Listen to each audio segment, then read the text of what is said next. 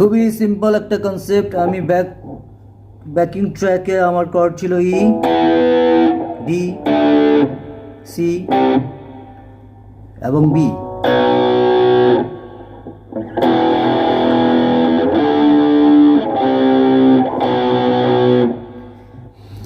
আমি এই কর্ডগুলোর মূলত 1/3 5 নোটগুলো নিলাম আর কি, সা গা পা, এবং সেখানে আমি অল্টারনেট পিকিং করলাম 4টা করে, প্রত্যেকটা নোটে 4টা করে।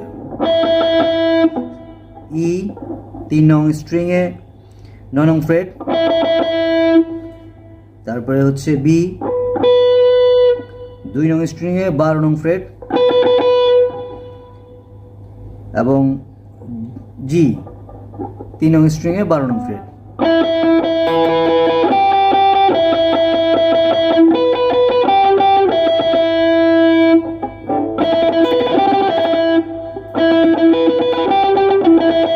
প্রত্যেকটায় 4টা করে স্ট্রোক করতেছি, alternate picking, down up down up.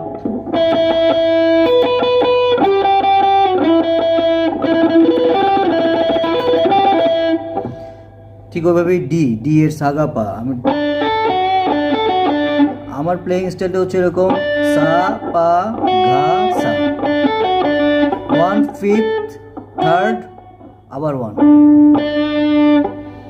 D এর ক্ষেত্রে যেটা হয়েছে, 3 নং স্ট্রিংয়ে 7 নং ফ্রেট, 2 নং স্ট্রিংয়ে 10 নং ফ্রেট, 3 নং স্ট্রিংয়ে 11 নং ফ্রেট, আবার 3 নং স্ট্রিংয়ে 7 নং ফ্রেট।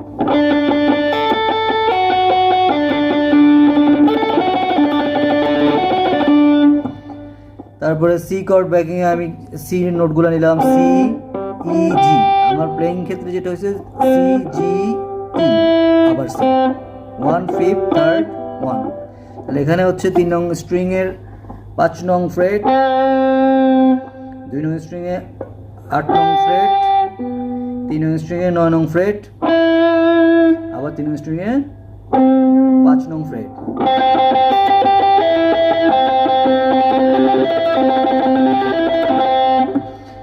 তারপরে হচ্ছে বি এর ক্ষেত্রে বি এফ শার্প ডি আবার বি, স্ট্রিং 3 নং স্ট্রিংয়ে 4 নং ফ্রেট, 2 নং স্ট্রিংয়ে 7 নং ফ্রেট, 3 নং স্ট্রিংয়ে 7 নং ফ্রেট, আবার 3 নং স্ট্রিংয়ে 4 নং ফ্রেট।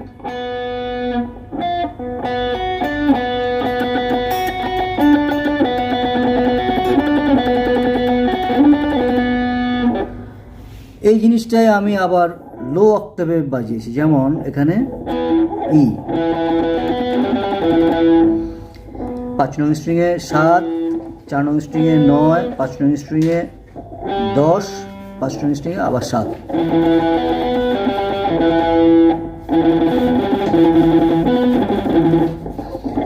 তারপর হচ্ছে ডিতে এখানে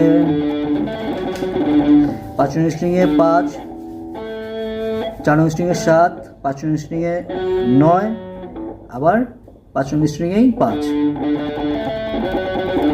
তারপর সি এর ক্ষেত্রে 5 নং স্ট্রিংয়ে 3, 4 নং স্ট্রিংয়ে 5,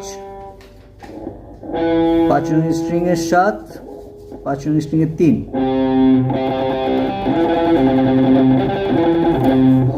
তারপর হচ্ছে বি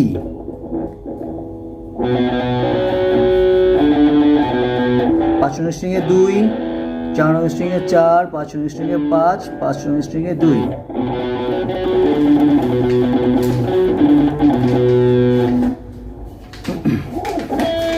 মূলত আমি সেম জিনিসটাই হাই অক্টেভে এবং লো অক্টেভে বাজিয়েছি, সেম একই জিনিস।